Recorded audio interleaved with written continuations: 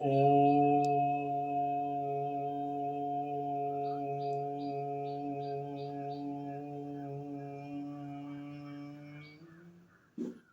उस अग्नि स्वरूप परम ब्रह्म के जिसके प्रकाश से सारा ब्रह्मांड प्रकाशित होता है, ऐसे परम तेजस्वी सविता देव के तेज का मैं ध्यान करता हूँ तथा उसके ज्योतिर्मय स्वरूप को अपने अंतःकरण में धारण करता हूँ, जो परम ब्रह्म हमारी बुद्धि, वाणी तथा कर्मों को कल्याणकारी मार्ग पर प्रेरित करे।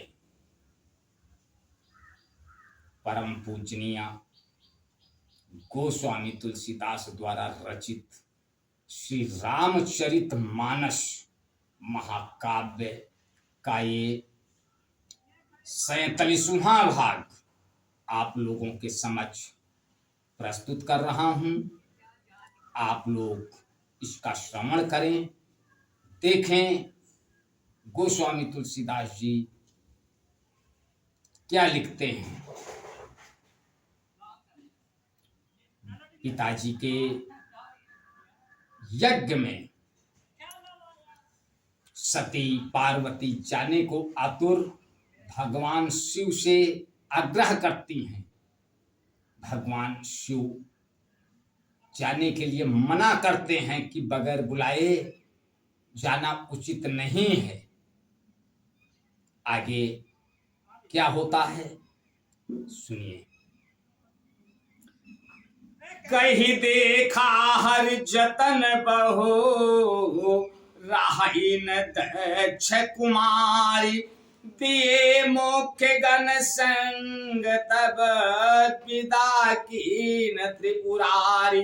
शिव जी ने बहुत प्रकार से कहकर देख लिया, किंतु जब सती किसी प्रकार भी नहीं रुकी, तब त्रिपुरारी महादेव जी ने अपने मुख्य गणों को साथ देकर उनको विदा कर दिया। पिता भवन जब गई भवानी, दक्ष त्रास काहू न सन्मानी।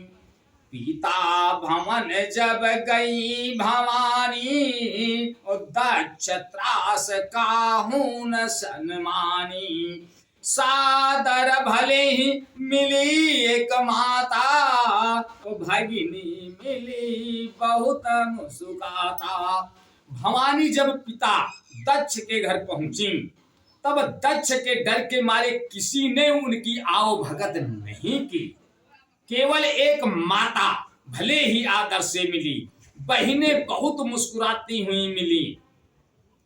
दक्ष न कछु पूछी कुशलाता, और सतही बिलो की जरे सब गाता। सती जाई देखे तब जागा, ओ कतहु नदी कसम कर भागा। दक्ष ने तो उनकी कुछ कुशल तक नहीं पूछी। सती जी को देखकर उल्टे उनके सारे अंग जल उठे। तब सती ने जाकर यज्ञ देखा तो वहां कहीं शिव जी का भाग दिखाई नहीं दिया। तब चित्त चढ़े जो शंकर कहे वो, प्रभु अपमान समुझी हृदय।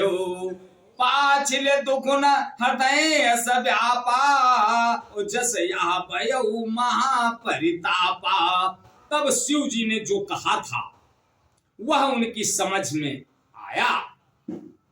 स्वामी का अपमान समझकर सती का हृदय जल उठा। पिछला पति परित्याग का दुख उनके हृदय में उतना ही नहीं व्यापा था जितना महान दुख इस समय पति अपमान के कारण हुआ। यद्यपि जग दारुण दुख नाना, सब ते कठिन जाति अवमाना। समुझ सो सतहि भयऊ अति क्रोधा, बहुविध जननी की न प्रबोधा।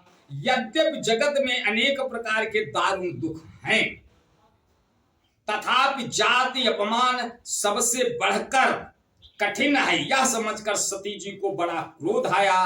माता ने उन्हें बहुत प्रकार से समझाया बुझाया। शिव अपमान न जाहि सही, हृदय न होई प्रबोध, सकल सबहि हठी हटकी तब, बोली वचन सक्रोध। परंतु उनसे शिव जी का अपमान सहा नहीं गया, इससे उनके हृदय में कुछ भी प्रबोध नहीं हुआ। तब वे सारी सभा को हठ पूर्वक डांट कर क्रोध भरे वचन बोली। आज बस यहीं तक, आगे का अगले भाग में। तब तक के लिए जय श्री राम। ओ